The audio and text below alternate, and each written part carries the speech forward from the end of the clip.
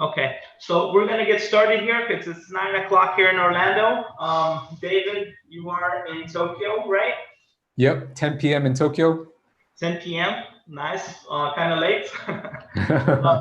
Guys, if everybody could please write in the chats, where are you right now? Which country or which city, so we can get a good feel of where everybody is.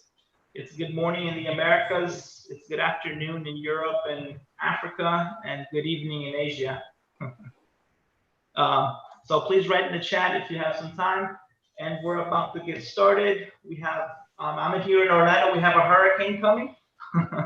I don't know if anybody else is in Florida. We have a hurricane a couple hundred miles from us. We should be getting close to it tomorrow. How's everything up there in Japan, David? Japan just had like the hottest day for this year. So I'm not sure what the actual temperature was because I was indoors for most of the day, but everyone was talking about it. They were saying like, hey, summer starts from today. And I was like, what? It starts from today? It's been summer for the last month. But yeah, it's getting toasty. Oh, nice. I had the pleasure of going to Japan in a few cities last year over the summer. It was really nice. Really loved it. Loved the trip. Yeah. Great time to visit. So I'm looking here. We have people from Morocco, India, Louisville, Kentucky, USA, India, India again, Bangladesh, nice, Japan, Tokyo, hi Shah, India again, Tokyo, India, Orlando here, Anita from Brazil. It's really nice. We got an international crowd. We're also streaming on YouTube. We probably have many people there watching too. So let's get started. David, pleasure to have you here. We met a few months ago, maybe. Let's get started by introducing ourselves to people who might not know us. So please, who's David Rajaraman? Sure. Good evening, everyone. My name's David. I'm 32 years old, and right now I live and work in Nagoya, Japan. It's a fourth largest city in Japan. I teach English online. I used to teach full-time. I don't anymore. I now do it just in the evenings after work, and I do it mostly via social media, and I create online courses as well. And my story is that English is my first language out of 4 languages that I speak, but it's not my native language. It's not my mother tongue. And we're going to talk a little bit more about my journey with learning languages and my journey learning English later this evening. It's great to have you all here. Nice. Well, I'm from Brazil. My name is Bernard. I came to the United States when I was 7 years old with my family. I grew up here in Orlando, Florida. I went to college. I went to study astronomy in Melbourne, a city close to Orlando. And then I moved back to Brazil, and I forgot a lot of Portuguese. I could not speak Portuguese correctly. I couldn't even do a university in Brazil in my 20s. So I had to, relearn my native language, which is very interesting. And I relearned it the same way I learned Portuguese, which we'll talk about soon. I later moved I did architecture there. I later moved to London. I had a master's degree in education. And me and my wife traveled all over Europe, which was really, really nice. And then in 2009, I moved back to Brazil, where I started working at an English school, Britannia. Anita, who was here, who's still here, was one of our teachers. I worked there many years, and then I moved here to the United States with my family. And I opened up an English course called Liberty Language Academy. We receive students from all over the world on student visas. And I recently also opened up a conversation program, an online conversation program called Conversation Alive, which I'll tell you a little bit more about later. So yeah, we have, the way we set this up, guys, is I have a few questions for David. He has a few questions for me, and then we can talk on the chat. Anybody can ask us anything at the end, okay? Hopefully this will be, about an hour here. So David, let me ask the first question. How accurately does a test score reflect a person's English proficiency? I mean, you speak 4 languages. Did you do, 4 tests? How does that, work? So I think when it comes to tests in general, there are, if we simplify it, there are, I think, two aspects to it. You have the test taking skills, which includes things like which grammar structures you use to get the best score, how you manage your time, and things like that. And then there is the language proficiency side of it. So what that means is a person can have the language proficiency, they can be really good at using the language, but if they're not that good at managing their time, they might not get a good score in that test. So just because a person gets a low score on a language test doesn't necessarily mean that they don't know how to use the language well. But if a person does get a high score, they can only do that with a high level of proficiency in the language. So I think if you get a high score, that could mean you have good proficiency. If you get a low score, maybe all you need to work on is just the test taking skills, or it could be both. That's kind of where I stand. But what are your thoughts on that? Interesting, David, because I've had a lot of students come and say, I want to take, the IELTS or the TOEFL. And many times they don't have a real reason to do this. A real reason to do this is to go to college, or you needed to, go to a program or a course to be admitted. So most of the time, students really want to learn English and speak at a good level, and they, think that the actual test score is what is going to reflect their ability to speak. But when you're out in the streets, no one asks for your, IELTS or TOEFL score. And that's, it represents, a 30-minute test if we're talking about fluency. And as you mentioned, test skills are, test taking skills is what you learn when you do an IELTS or TOEFL prep course. You don't really learn English, but you learn how to take the test. So I agree, Yeah, and I'll say this. I mean, I now work at a Japanese company where I do everything at work in Japanese. I've never taken a Japanese test. I was asked it for like a JLPT certificate when I was applying for my visa, and I had to I was pretty ashamed of myself when I said I actually don't have one. And I had to get a letter from my employer saying that they were satisfied with my level of Japanese. So. Yeah, diplomas and certificates, they can mean things on paper and curriculum, but your action and your results is what really is impactful, right? If you go to an interview and you have a great test score and you really can't speak English, or you get nervous, it won't go well. So yeah. Yeah, absolutely. Could I ask the next question? Yes, go ahead. Oh, awesome. Okay. So Bernard, could you tell us a little bit more about how you learned English? Okay. Well, as I mentioned, I immigrated to the United States when I was 7 years old. So I was, very little. I did not speak any English. I recall that my father asked me how it went in the first day of school, and I told him I didn't understand a thing. And I didn't have any language classes. A lot of people, go to a language school, an English school, to learn English. I did not. I had to learn in school. And it was very difficult, for elementary students, because people, didn't take lightly.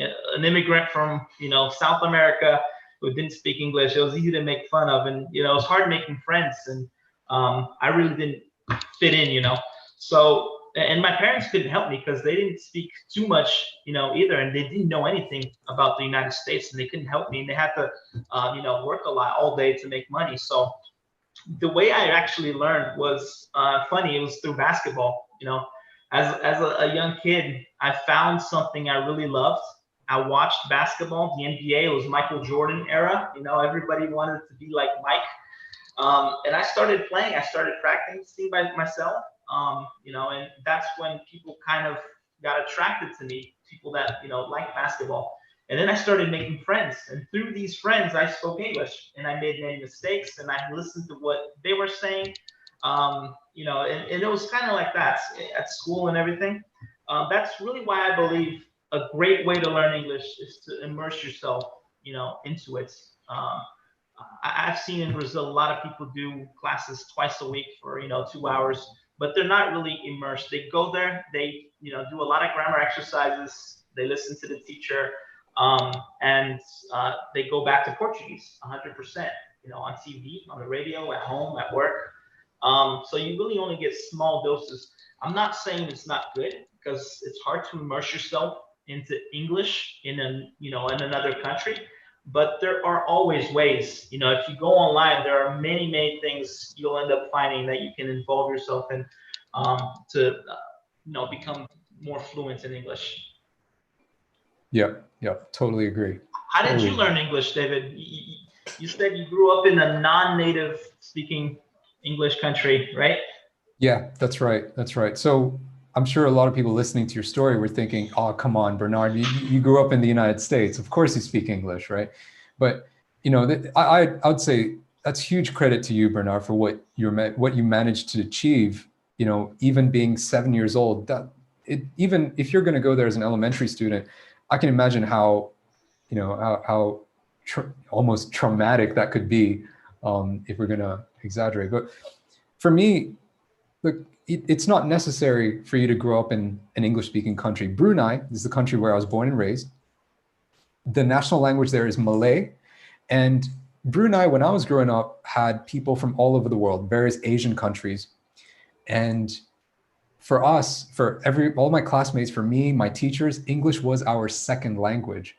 But we did everything at school in English. My subjects were taught in English. And English was a second language for me and all my classmates, but it was our common language. So that's what we used as our medium of communication. So for me, the key was simply using English on a daily basis for almost all my life. And even though I wasn't with native speakers, even though we weren't all using perfect grammar, we weren't all using perfect pronunciation, that didn't matter. The point was that we were using it to communicate, and that's what internalized the language for me. And I'm able to think in English the same way that I'm able to think in my mother tongue. Yeah, interesting, because you talked about perfect grammar.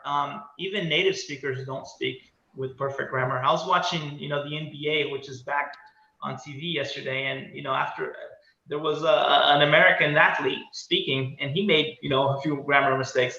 Obviously, we don't want to be making grammar mistakes, but there's a process to getting there, and that process involves making these mistakes. A lot of people are shy or afraid to speak because others will hear their mistakes. But if you don't make a mistake, you won't speak if you don't speak. I started playing the piano, last year, and I make that, analogy.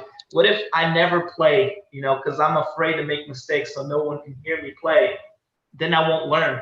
And it's, skill. Language is the same way. It's a skill. You have to practice it. You have to try. You can't be shy.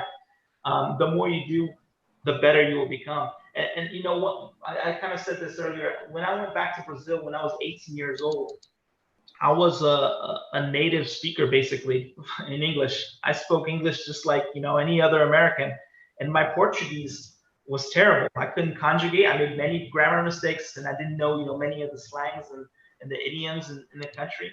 And it took me it was a process during college to becoming proficient in Portuguese again. So I went through this process 2 times with English and Portuguese. Today, I really don't know what my first language is. I'm a confused person in terms of that. Yeah. And how did you learn Japanese? Same way. So, I always tell everybody on my social media page and my videos, I say, you don't need to practice with a native to learn a language. In fact, your best opportunities to practice could be with another learner. That was the case with my English. I practiced with other non-native speakers as I was growing up. And here in Japan, I started learning Japanese the year that I moved to Japan.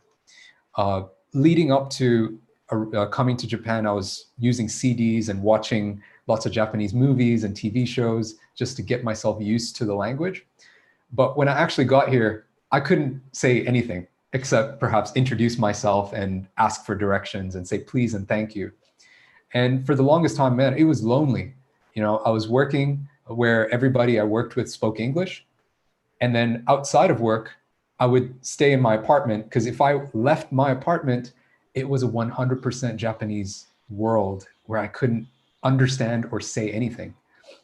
And it took me till my 6th month in Japan when I met some other non-native Japanese learners. And it was these Thai kids. They were like high school, but pre-university students. They were taking a Japanese course at a local vocational school, and they were preparing to go to university. So I bumped into them. We became friends. They couldn't speak English. I couldn't speak Thai. And our common language was broken Japanese with the help of Google Translate. So we became friends. We hung out, and just talking to them, like meeting them on a regular basis for about a month, that is when I saw the biggest the most progress in my Japanese. And then 2 months after that, I was comfortable talking to complete strangers and making friends all on my own. Nice. I saw one of your videos on Instagram, you speaking Japanese in the car and listening to that. I have no idea what they were saying, but it's got to feel good, you know, to speak multiple languages like this. Oh man, it's wonderful. It's wonderful. It opens up the whole world to you, you know. Yeah. No. Go ahead. So I remember we had a brief conversation about you spending some time in France. Tell us a little bit about that. What was that experience like, and what's your French like now? Well, it was interesting because I did French in high school here in the United States as an elective, and then I learned a few words and I forgot everything. You know, so when I went back to Brazil, I was doing architecture, and then when I was about 20 years old, somebody's asking me to speak louder. Okay, I'll try. So when I was about 20 years old, I decided to go to Paris for a month, you know, during the summer, so I could learn architecture, so I can see everything, you know, I was reading about in the books and in the classroom, and, you know, be immersed in architecture. And, you know, to do something there, I decided to learn French as well, because I had, you know, some of it in high school. So when I went to Paris, I stayed in a local family's house. I went to a French school, French language school, and I had a really good time. And I learned French a little because of the language school, obviously, but mostly because of the friends I made, and, you know, having to move around the city in Paris in the subway and everything. Because if you know, the language school was kind of boring, to tell you the truth, because the methodology did focus on grammar. Not that all schools are boring, but, you know, it really depends on the methodology. And, you know, that's one of the things I, you know, really learned. When you immerse yourself into anything, you learn. So I immersed myself in France in architecture and French, and I learned both of them. The biggest problem I have today is I don't have anybody to speak French to. So, you know, after 10 years, you start losing it. 10, 15 years, you lose it, or you lose a lot of it until you start speaking again. So that's my adventure with French. Yeah. What about yourself, David? Tell me how you ended up in this, you know, career after 4 languages. Why teach English and not Japanese, or, you know? Yeah, well, me learning Japanese was actually a result of me moving here to teach. So my first job after graduating from university was an English teaching job here in Japan. And that's what brought me here in the first place. And it was, you know, after figuring out that I had to move here to work, that's when I started learning Japanese. How I got into teaching, it was just purely an accident, or you could say it was fate, or God's plan, you know, however you want to put it. I did aviation at university, aviation management. I applied to hundreds of jobs all over the world in various different countries, and I did not get called back for even one interview. And I applied to this English teaching job in Japan just as a backup plan, just as something to fall back on. That was the only interview that I got called in for. And fortunately, the interview went well, so I got the job, and the rest is history. That's how I got into teaching. And that was with no experience. I have no formal qualifications in teaching English. I learned how to teach on the job. And that was, when I started, that was back in 2012, and I've been doing it ever since.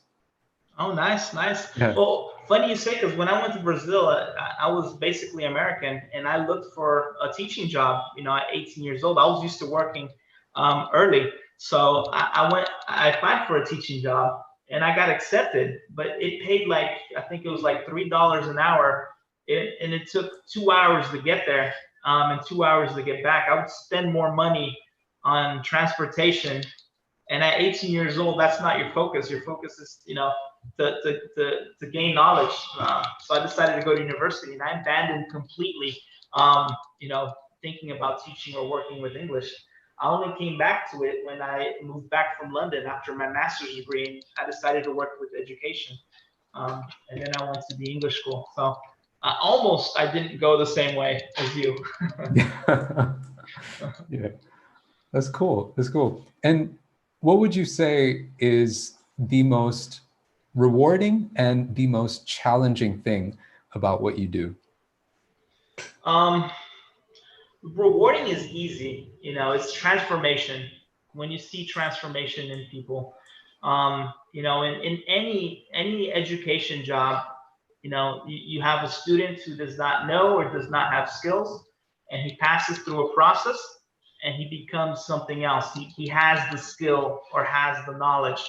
And, seeing so many people not speak English coming into the English school, I leveled many of them, and they couldn't speak, excuse me, huh? Some couldn't even say, couldn't answer, how was your day?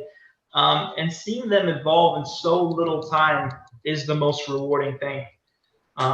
So yeah, that's the most rewarding thing. Challenge, I would say, is it's frustrating for students. For many students, it's a frustrating process because it's not in a day or in a week or in a month that you go from zero to proficient, to speaking just like your native language. And we all speak a native language. We all speak, Japanese, Indian, Hindi, Portuguese, Spanish. We speak proficiently, and we're trying to speak English. As students, we want to speak that other language just as well, spontaneously, naturally. And it's frustrating when you don't. And seeing people, get stuck at a plateau, is the frustrating part. And having them believe and, just continue is the challenging part. Mm-hmm. Speaking of this, what advice would you give people who are stuck in a plateau like this? Yeah, I'm gonna kind of tailor or narrow down this advice just for everybody who's with us right now. If for those of you who are watching and you're listening to our conversation, you understand us. We're speaking 100% in English. So you're somebody who already has experience learning English, and you're at a stage where you understand us, but you're kind of struggling to go past where you are right now and reach a stage where, like Bernard just described, you're able to think in English and use it instinctively.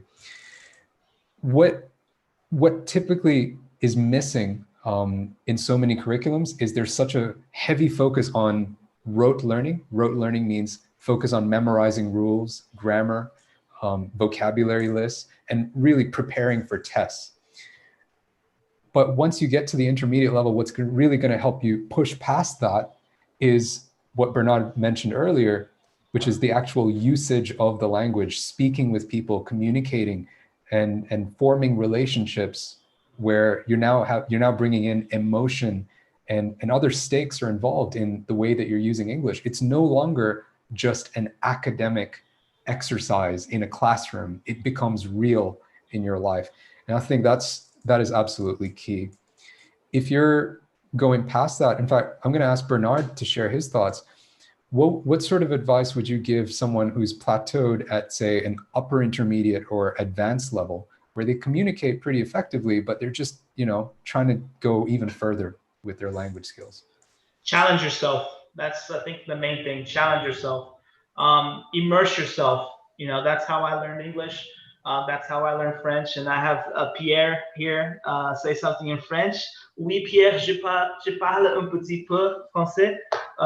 Merci beaucoup. I can't speak too much more than that, but so yeah, immerse yourself. You know, even at an upper intermediate level, if you go online, there are so many things you'll discover and you'll find out, right? So for example, masterclass. I don't know if anybody knows about this. It's masterclass.com. It's lessons and courses on many topics by experts in the field. Real experts. The top names. So it's a good way to practice your listening, learn new vocabulary words. When you immerse yourself into a field, you start learning, all the jargons and vocabulary words in that field.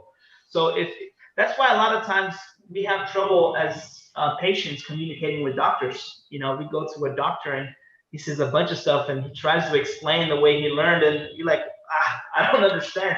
Please use simple terms. Same way with lawyers. If you sit down with a lawyer, you'll be lost in their world. But that's how you move from upper intermediate to a advanced, more native like English. And practice. One of the things I've created was Conversation Alive, which is an online platform for non-native speakers to go online and just talk to people in English. We have 5 classes a week. It's all about conversation. We have a live teacher. I think she is in here, Ollie. So we have a real live teacher. It's only, $100 for 3 months. It's very cheap, very accessible. We want people to practice. So again, if you go online, you'll find many, many options. You just have, I think the most important thing is to do something you really like, so don't force yourself into grammar classes if you're not going to go teach English, right? When we train teachers, we teach them all the grammar jargons. Native speakers don't know them. I bet, most of you guys here don't know, except for Anita, who's an English teacher. Most of us here don't know all the, grammar jargons for your own native language. You don't need to know them. Teachers need to know them. So I would say stop focusing too much time on understanding what a present perfect is and learn how to use, the language in that tense. Yeah, absolutely. I had a student of mine who actually took a trial lesson with me. This was a few months back when I was still teaching one-to-one. I don't teach one-to-one anymore. And I just told him, I'm not going to teach you. I'm not going to have lessons with you. And here's why. I told him, because he was already at the advanced level, and he was able to freely express himself on most everyday topics. Where he struggled was more specialized topics. And what I said to him was, I said, what are the things that you want to learn? What are you passionate about? What are some skills that you'd like to pick up?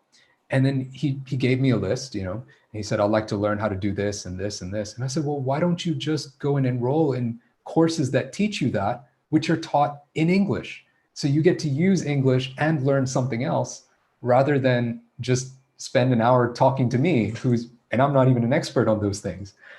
So if you're at the advanced level, then where you should be focusing your attention is not necessarily on more grammar lessons or more English lessons, but it should be expanding the types of contexts in which you're using the language. Start exposing yourself to, say, talking about economics or rocket science, if that's what your area of interest is. Yeah, we have a question here. How is it possible to develop English where English is not a medium for communication or education? Imagine you only have a Google access and no one is there to talk to you in English. One of the things we created was this. If you have access to the internet, you can go online. We have 5 classes a week, and people are there to talk to you. So we have a real teacher, and we have topics. So this is one way. Another way is you can find a course on something you like. It's hard. It depends on the country. Obviously, some countries are more fluent in English than others. But Yeah. So do you have a suggestion for them too, David? Yeah, I do. Basically what what Bernard said. I mean, yes, you're right that, if we go back 15, 20 years ago, that would have been a valid reason or a huge disadvantage to you, that you didn't have opportunities easily accessible to you to practice speaking English or practice using English. But we're so connected now with the internet. If you're using your phone, if you're on social media at all, the majority of what you see, what's popular on social media, is usually English, even if you're not in an English speaking country. So, I don't think, if you're on Zoom right now and if you have access to the internet, this sounds pretty harsh, but this is tough love here. If you have access to the internet, if you're using your phone and you're on social media, not having English as a medium of communication or education where you live is not a valid excuse. It only takes just a little bit of creativity, and literally the opportunities for you to use English in a real context is literally in your hands. It's right at your fingertips. Yeah, I would say not just English, David, but anything. That's one of Jamal's questions here. In a non-native country, how do you learn the language? Internet. The internet will give you access to, digital influencers, bloggers, platforms to speak. Communities in Facebook, the Facebook groups. Somebody said here, watch American TV shows in English. Learn a lot of English from friends. Correct. The problem with TV is you do a lot of listening and not talking. So you obviously want to do listening, which is great. You learn a lot of vocabulary words, you learn expressions, but you also want to do speaking, writing, producing the language, either speaking or writing. One of the questions I have here for you too, David, is about confidence. We speak a lot about, going out and learning. But what if you're shy, you're timid, and you don't have that confidence? Yeah, for the longest time, I didn't have a very good answer to this, because I don't remember when I've struggled with confidence myself, at least when it comes to speaking a language or talking to strangers. I like interacting with people. I love meeting new people, but I did some research on this, and from a psychological perspective, a lack of confidence is really just another form of fear. It is fear of a negative consequence from making a mistake or from messing up. And in order to get past that, the scientifically proven method is simply to expose yourself to whatever it is that you're afraid of or whatever it is that gives you that anxiety. So let's say it's a fear of speaking. And for people who do therapy, for people with for people who struggle with legitimate phobias, with clinically diagnosed phobias, the treatment often is introducing the threat or the perceived threat in small doses. So if that's a fear of speaking, you'd want to do that in safer environments, let's say in a speaking group or with people that you know and trust, or with, say, an individual teacher if you're taking lessons, with a friend, and then expand that group gradually until you get to a stage where you are comfortable speaking in front of a bigger audience. So that's that. What about you, Bernard? What would you say on that? Same, and I'm going to answer Jamal's question soon too. I was very shy and timid, even learning English. Through the 11 years I spent here in the U.S. Even when I was almost a native speaker, I was very shy and timid. It wasn't until I started doing architecture in Brazil is where I developed my speaking skills, not language skills, but speaking skills. The way I was able to do this was because every term, we had a project that we had to produce an architecture project. We had a model, the blueprints and everything, and we had to present this to the whole class every single semester. The first one was a disaster, obviously. Um, you stutter, you think, you're looking at everybody's eyes, just staring at you. So it was really a disaster. But the more I did it, the more comfortable I became. and speaking in public.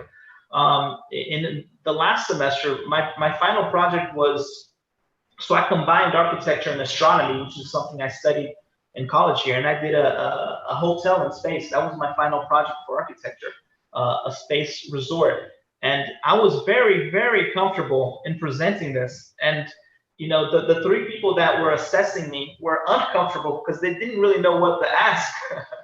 So again, in immersion, when you immerse yourself, when you try it and you try, you will get better at it. And the same thing as with Jamal here, you can learn English with English learners. They're not there to teach you; they're there to practice with you. You can always learn from someone who is not an expert. In anything, in basketball, piano, and language. Anything. You just have a lot of I think our mindset is education. We need to have education. Somebody has to educate me.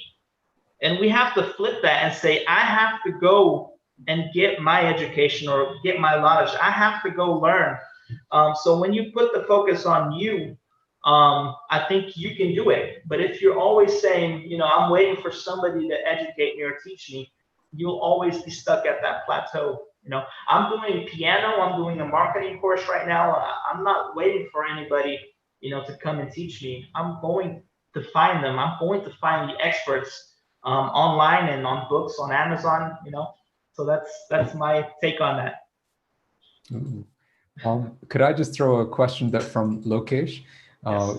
When we learn English, do we concentrate on grammar or do we simply concentrate on emotion? Deep. Are you going to answer that?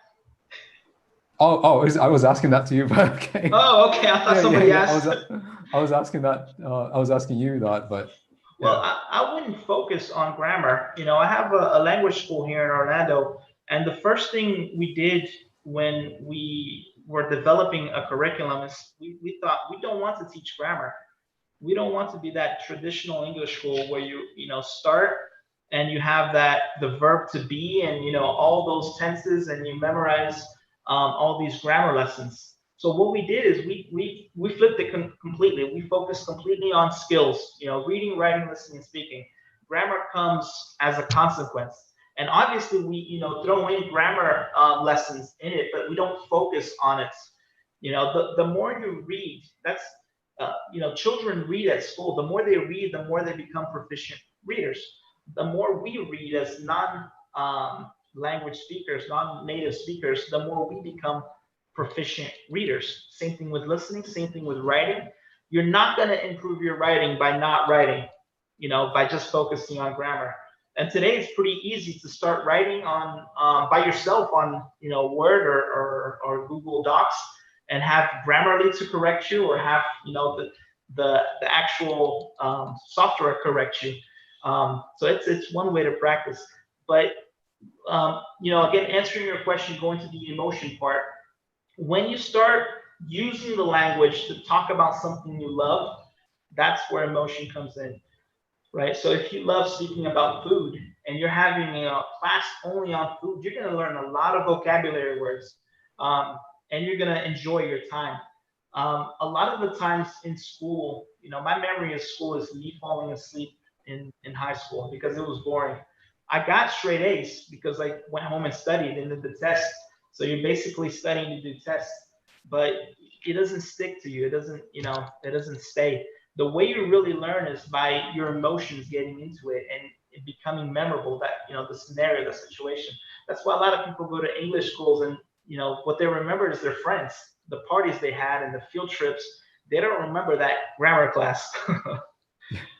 Absolutely. What's funny, Bernard, is I was just listening to you and the last video that I uploaded on my Instagram page was actually titled "How to Learn Grammar," and listening to you speak right then about where the role that grammar plays in our English or language learning process, it just sounds like I was listening to myself in that video, and I don't think that's a coincidence. I think when you go online on social media, if you ask Bernard or you ask me or you ask any other teacher who has actually done what it is that they're trying to help you with. I mean, you can find a lot of teachers out there who are going to say, you know, I'm going to teach you a language, or I'm going to help you speak like a native. And this is how we're going to do it. And if you kind of ask the question, well, have they actually learned a language using this method? Have they actually learned a language and achieved a high level of proficiency by studying grammar rules? And very often the answer is no. You know, they haven't. And that's just because that's not the natural way that we as human beings learn languages. We learn our first language not by studying grammar rules. We learn our first language by using it. And later on, we start studying the rules, and we kind of start connecting the dots. And that's just what Bernard just shared. That's what you're going to hear if you ask me that question. That's what you'll hear if you ask most of my colleagues on social media as well. And it's because there's truth to what we say. Yeah, that's how everybody here learned their first language. I see here we have an engineer, Lokesh, right? No, somebody said that they're an engineer, and he thinks that grammar is important. Yes, it's important. I'm not saying it's not. Just like, you know, if you're an engineer, the details are important. It's what, you know, that's why the buildings don't fall down.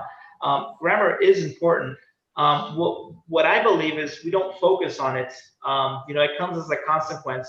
And I've seen, you know, I have a 7-year-old son. He learned English and Portuguese without grammar classes, you know. And he polishes his grammar by listening to what people are saying, and yes, getting people to correct them, getting, you know, your parents, your school to correct them, but you don't focus on it. You know, that's not, you don't go to school, or you don't have your parents sit there and teach you how to conjugate everything and do grammar. They learn, you know, my son and my daughter learn how to count by watching basketball with me. What's the score? How much, you know, who's winning? By how much are they winning? So yes, you know, I do believe grammar is important, but not the focus. And Jamal, the methodology of Conversation Live is just really speak. You know, you go in a Zoom like this, you have a teacher. We have a topic. So a topic could be, you know, anything in the world. We have them all in the platform. One of them was, when does a child become an adult? What age? You know, 15, 18, 17. You know, can they get married? Can they own a gun? Can they go to the military? Can they drink? You know, when does a child become an adult? And you speak freely. You know, we don't have it. The teacher does not correct you. If the teacher is always correcting you, the teacher is cutting fluency. You know, in English, even in traditional class, you have many different activities, and each activity has a different purpose. You have reading for gist. You want to read just for the main idea, or you have to read for specific things. You know, when did Mary go to school? Listening and speaking, and, you know, it's all the same. Writing, it's all the same. So what at Conversation Live we do is we just give you freedom to speak. And there's a lot of vocabulary words you learn from that. And you hear, I've been in these mini groups and listening to people, and I do correct people when I hear something once in a while. But you hear people learn just so many different vocabulary words. And when they start using spontaneously, it just becomes part of them, you know? Yep. I wanna say this. Since all of you are here, you're here because you want to hear from us. You want to hear my story and Bernard's story about, you know, what we've done to learn languages and what you can do to learn languages. When you listen to our stories, and if we summarize everything we just said, it's you need to speak. You need to be using the language. You need to be having conversations in English.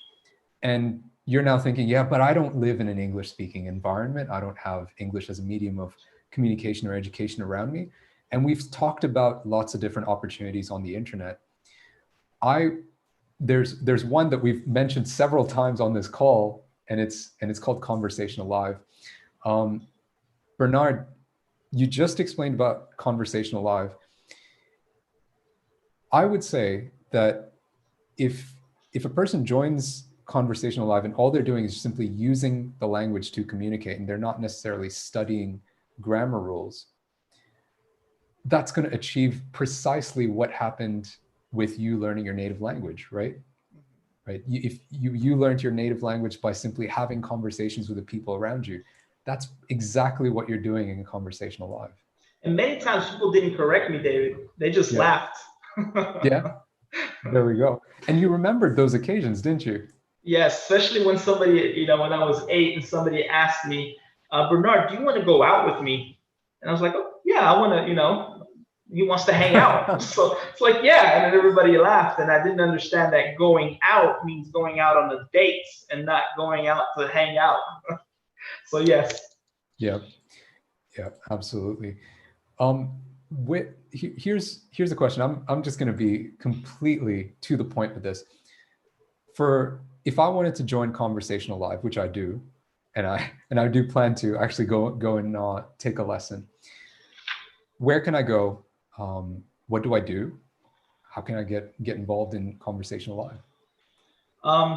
It's an easy answer. www.conversationalive.com. You can check out everything we have there. Even the topics and the days we offer. You can put in your time zone and see what days classes occur in. It really depends on your time zone. We have 2 in the mornings, 2 in the evenings, and 1 in the afternoon. Currently, we will expand. Just register. You pay $100 for 3 months, $180 for a whole year. That's like less than $1, a class to be able to participate. We have people that participate every single day, and it's, we have a great time speaking to them. But let me, get on a topic here. Somebody said, what is the secret to talk like an American without living in the US? David, I'll answer that, and I'll let you answer that too. I don't speak like an American. I don't know what I speak like, but even an American, if you're from New York, Texas, the South, California, people speak differently. Just like in your country, in Brazil's huge. If you live in the north or the south, you speak very differently. And I don't think anybody should,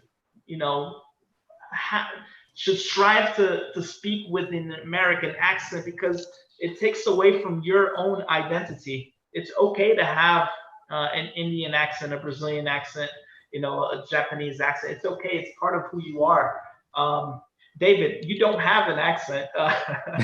So I think this question is, to you, and you don't live in America. Yeah. I get asked a lot about my accent, and I'm honestly not 100% sure how I got it, but here's what I think it is. I used to watch a lot of American media growing up. The video games I played, the movies I watched, the TV shows, the cartoons, most of them were American. And my favorite characters, my heroes, were characters who spoke like this. So on shows like Sesame Street and so on, this is what all of those characters sounded like. So I was just a kid who was really enthusiastic about all of those shows. I was passionate about those, and I wanted to imitate my heroes. That's all it was. Yeah, and somebody asked about culture here. I think culture and language are very, intertwined. If you watch American comedy, you might not even understand what they're saying sometimes, because they use just, different jargons. If you listen to somebody say, "Hey, what's up?" right? Everybody here probably knows it does not mean, the sky or the clouds are up. It means what's going on. Same thing with, "I'm going to hit the books tonight." It doesn't mean you're going to punch books. It means you're going to study. And a common expression Americans use, "You can say that again." It doesn't mean so you can repeat yourself again. Yeah. So these are things that you do learn,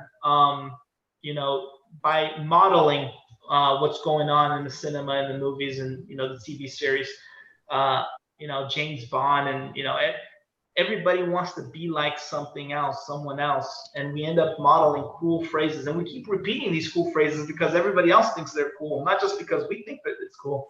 So I think that's how you get hit the sack. Yep. So that's kind of how everybody gets their own accents, or even pronunciation. You pronounce words differently, and Americans pronounce words differently in different regions. Yeah, like a simple example is the phrase, the expression, "I'll be back." Yes. Everyone knows that. Even people who don't even speak English, they know that from the movie, you know, and so from the movie Terminator, and they know who said it. It was Arnold's famous line from Terminator. You know, those things like that you don't learn from studying grammar. Mhm. You learn that from immersing yourself in the language. Yeah, and one of our teachers at Conversation Live, Ollie, says here, if you study grammar without practicing, you're just memorizing it. This is a lot to memorize. The English language has over 100,000 words. We don't memorize them, and we only use certain amount of them actively. Sometimes when I read books, I see so many vocabulary words I know but I don't use because I've learned before. And we use it, and then we stop using it, but we still know them. So yes, we don't want to memorize a language. We want to become skillful at it.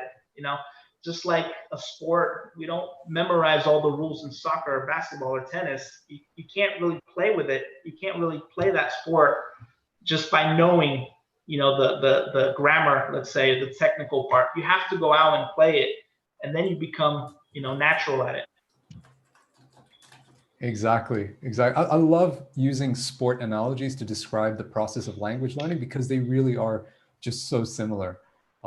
And it's not just about how we learn. The idea of memorizing versus practicing and doing.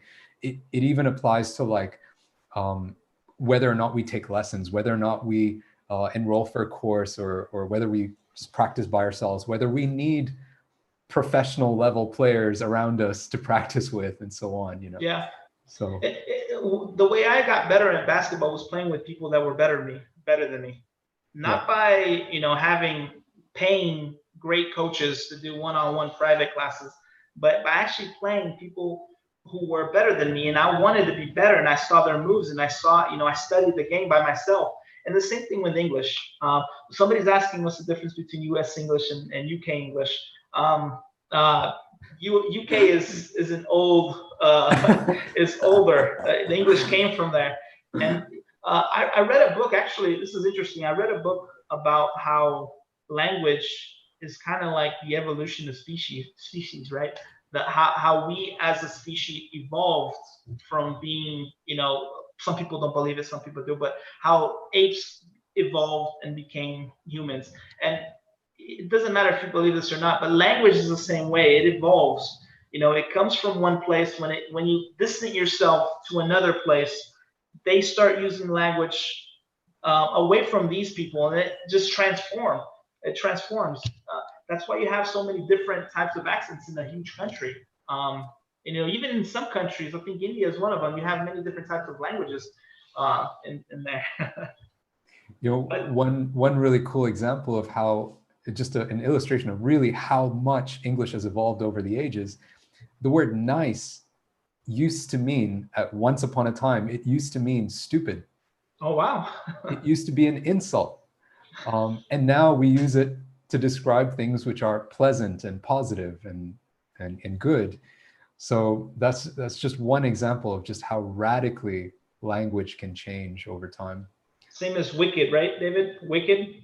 Yeah, wicked. I say it all the time to mean awesome, but it used to mean, and it still can be used. It used to mean like evil or sinister and that sort of thing. Nice. So I have a question. Yin has a question for you. How can you practice speaking more naturally? I think we talked about this a lot, but Yeah, we did. Yin, we're gonna have the recording of this. In fact, actually, we could probably talk a little bit about how you can get hold of the recording of this this session. I'm streaming it on YouTube, so it will be on YouTube at Conversational Live's channel, Conversational Live on YouTube. But David, we've spoken a lot about Conversational Live. What do you have, as resources so people can also use to improve their English? Yeah. So as you can imagine, Bernard, like the number one question that I get asked on a daily or sometimes weekly, definitely, but sometimes even daily basis is, how do I become fluent? I don't have any native speakers to practice with. or I don't live in an English speaking environment. So a lot of the things that some of you have said even today during this session.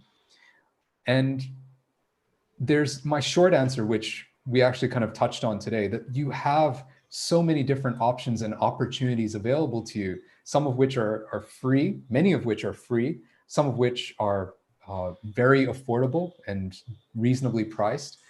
And because there's so many of these available, you know, I could go on, we could spend hours going through each and every one. So I wanted to answer that question in as much detail as possible. So I created a course called, originally it was called First Steps to Fluency. And it's basically to teach you, if you are somebody saying, I want to learn English, I'm willing to put in the time, I'm willing to put in the work, I'm willing to practice and use the language. I just need to know how. I just need to know where I can create those opportunities. I created a course to show you how. And so it's a 12-day course. There are 12 lessons. We cover all 4 major skills. We talk about reading, listening, speaking, and writing. We talk about the psychology of language learning. We talk about, in very simple terms, I don't make it too technical, make it simple so you can understand it. Anyone can understand it. So you're going to understand how we as human beings process language learning. You're going to have a whole bunch of different resources, strategies, and methods and tools that you can use to learn English by yourself. And you're also going to have the kind of fundamental knowledge that you need to kind of, for lack of a better expression, coach yourself so that you can design your own learning program without necessarily, hiring a professional coach or a professional teacher. You have a pronunciation course, don't you, David? Yes, I do. And you're going to start seeing me promote it soon. It's not 100% ready yet. People who join the Fluency Blueprint course, the 12-day course that I just mentioned, when you join that course, you get to be the first ones to join the Accent Like a Boss course. And you get it at a huge discount. So I'm not going to say what the discount is, but it's huge. And that's a special thing that I've got just for people who join the 12-day Fluency Blueprint. And what it is, it's a 90-day course. I cover every sound in the English language. There are 44 different sounds in the English language, and I draw diagrams and I explain exactly how you're supposed to move your muscles to produce these sounds accurately. And my promise is, wherever you are right now with your pronunciation and your accent, by the end of the 90 days, if you do all of the exercises that I show you and demonstrate, by the end of the 90 days, you will have the best pronunciation and accent you have ever had, the clearest and the most easy to understand accent that you've ever had. Nice. I think it's very, it complements a lot of things, and you have to use the language. What I would say is don't just do a course, which was Krishna's question here. If I'm learning English or language just for knowledge, is it okay, or do you lose it over time? You want to learn, obviously, to use it. If you learn English and you don't speak, you're not going to actually learn it. You're going to learn about it, but you're not going to be able to speak it. So as long as you're learning English and you want to do something with it, if it's reading, if it's watching TV, if it's listening to music or speaking, it's great. It's very helpful. Best regards from Mexico here, David. I'm going to put my email here. David, you can do the same. libertylanguageacademy.com. If anybody has, any questions about Conversational Live, about studying, here in the United States in Orlando on a student visa, or anything at all, I'll be, glad to talk to you about this. And everybody who registered, we have your emails. I'll send, more information about it. David will too, about his programs and Conversational Live too. And we'll be happy to, hang out here and talk a little more if you guys want. I know David is probably late there in Tokyo, Japan, but I don't want to keep anybody. But do you have any more questions, David? I don't, not at this moment, but I do have something to say. Bernard, thank you so much for hosting me on this call and for organizing all of this. I really do appreciate it. And we've got 35 people who joined us today. Thank you to each and every one of you for joining us and making the time to hang out with us like this. Yes, and if you're watching on YouTube, it's Bernard at libertylanguageacademy.com and David R at speaklikedavid.com. And I'll be here hanging out to answer any more questions. I just don't want to hold anybody. But yeah, thank everybody for participating. It's really great to be connected, through a platform with people from all over the world, India, Japan, Brazil, Mexico, Bangladesh, and a few others. I don't remember right now. I think this is really special. In this pandemic, we haven't spoken about this, but we're all living it. Canada, Pierre, but we're all living it. You know, I've said this in other platforms. Make use of this time. If you're sitting home, all day, make use of it. If you love watching TV and that's all you do, in 2 years from now, 3 years from now, you're gonna remember this pandemic and you've watched TV all the time.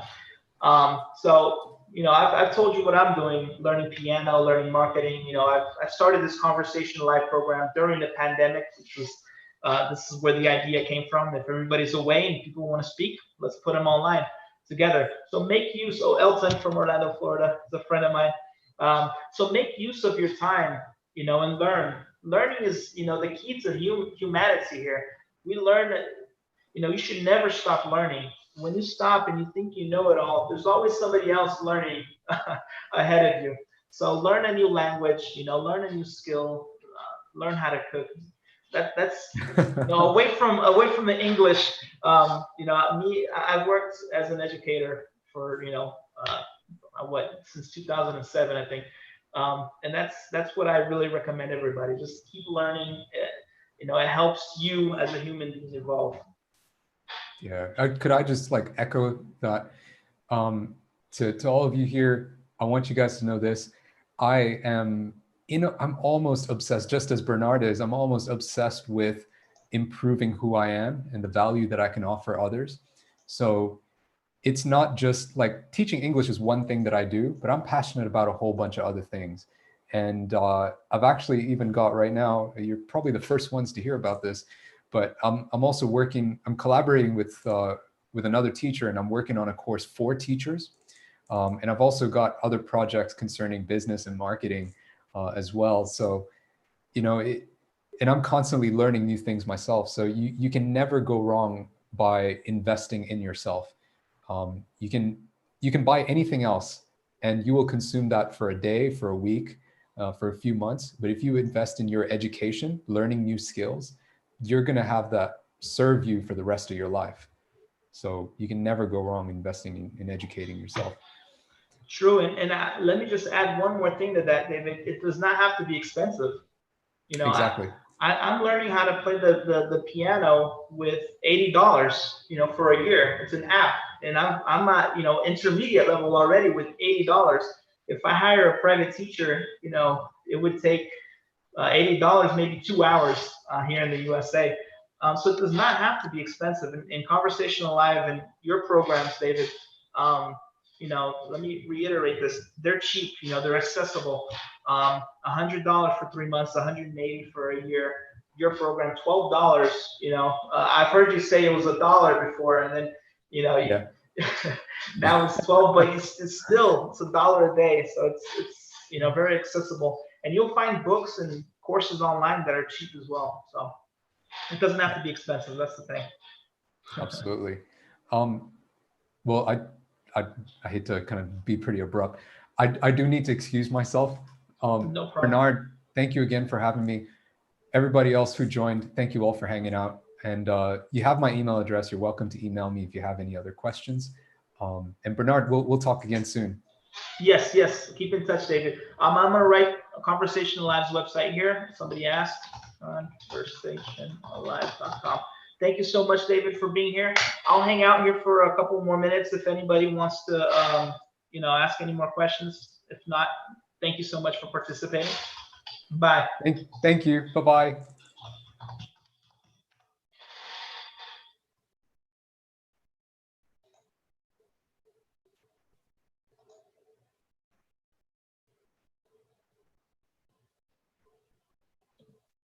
Thanks again, guys. I've allowed everybody to unmute themselves. If you have any questions and if you want to say something, I'm here for you.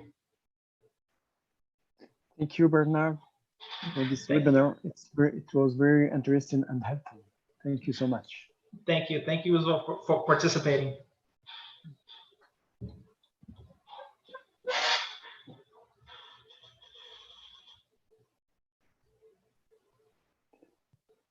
Bernard, Yes. actually, since recently I'm living in Japan, I was wondering, because you're Brazilian, right? And you lived in US. So when you went to US, though as a kid, was there any culture shock that, you just experienced in US? Or did you have any, I don't know, reverse culture shock when you went back to Brazil? Yes, a very interesting question. The answer is yes, and the cultural shock will depend on your culture. So I've been to Japan and in Brazil and the U.S. and they're very different cultures. As a 7-year-old coming to the U.S., I remember a few things, not too much, but the biggest thing was the language barrier. But when I went back to Brazil, I had a huge culture shock because I was basically American when I went back to Brazil. And I went back to Rio, which is a city in Brazil where things are very, laid back. So just an example, when I, scheduled to go out with my friends, say, hey, okay, yeah, let's go, 10 o'clock, 10 p.m., we'll meet you there. Nobody went at 10 p.m. Everybody went at 11:30. Oh, I know that. Yes. I experienced that with my Brazilian friend, and I was pretty surprised. It's not, it's not. Brazilians are like that, So, with some friends later, I said, okay, 8 o'clock at dinner. Okay, at 8 o'clock, I text, hey, where are you? Let's meet up. What time are you gonna be there? Just to make sure we can be there at the same time. Even when I came back here in Orlando, I've met some friends, and they said, hey, okay, yeah, 8 o'clock at the restaurant. And I got there at 8, and they were still at Universal Studios, and they went back to the hotel, took a shower, and met me around 10. So me and my wife hanged out for like 2 hours at a restaurant, just drinking wine and waiting for them. But it's a culture shock. In Japan, it was very interesting because one of the things I saw in Tokyo is there's no trash cans in the streets. If you have a trash, there's nowhere to throw it, and people don't throw it in the streets. And Brazil is filled with trash cans, and you find trash all around the floor, around the trash can sometimes. Yeah. Actually, it's pretty tough. It's really tough because you need to carry it, and maybe as soon as you get home, you need to dump it. That was pretty surprising for me too. And it's troublesome. Imagine you drank, you finish drinking your water and you just have to carry the bottled water all day long back home. Wow, frustrating. Yeah, but people get used to it, and it does remove garbage trucks from the streets from operating and picking up trash from all over the city. So that's culture. I wouldn't say it's good or bad. It's just different. Yeah, it's different, but if you're living in Japan, it can be a little bit annoying, Especially I'm the one, I'm the person that, used to snack a lot. And then imagine, like, what can I do with the, I don't know, pocket or anything that I've got. So, yeah. Where are you from? Originally, I'm from Iran, but I lived in the Philippines and I studied there, and I just moved to Japan. Yeah. It's been 3 years and a half I'm living in Tokyo. I'm actually enjoying it a lot because I was, really impressed by Japanese culture and manner. Yeah, it really surprised me. I really love it. Yeah, I was surprised too. It seems like a whole new, civilization, and Exactly. everything's like beautifully perfect. Exactly, definitely. I can't be more agree with you. Yes, Jamal. Yes. Yes, Bernard. I want just to know how many years did you live in France? How many? I only stayed a month in France, And I regret this because I wish I would have stayed a whole semester, 6 months, because I had a wonderful time learning culture, traveling by bus. I went to Mount Saint Michel, which was fantastic. I took a train to London. In a few hours, you're in London. And I went back the same day. I didn't even get a hotel. You were at Paris? I was in Paris. Paris? Yes. I was in architecture. Yes, I studied architecture. I was in Rue de Paradis. That's where I stayed. The street of paradise. Yes, I know. I'm an architect in Brazil, and it was wonderful seeing, decades and centuries actually of architecture and culture all around. Yes. Okay, thank you. Where are you from, Jamal? Webinar, and I will probably enroll in your program. Great. I'm gonna send out a coupon code for 15%. Yes, I have. Yes. Okay. Okay. Thank you so much. Thank you, Jamal. Bye for now. Bye. Bye.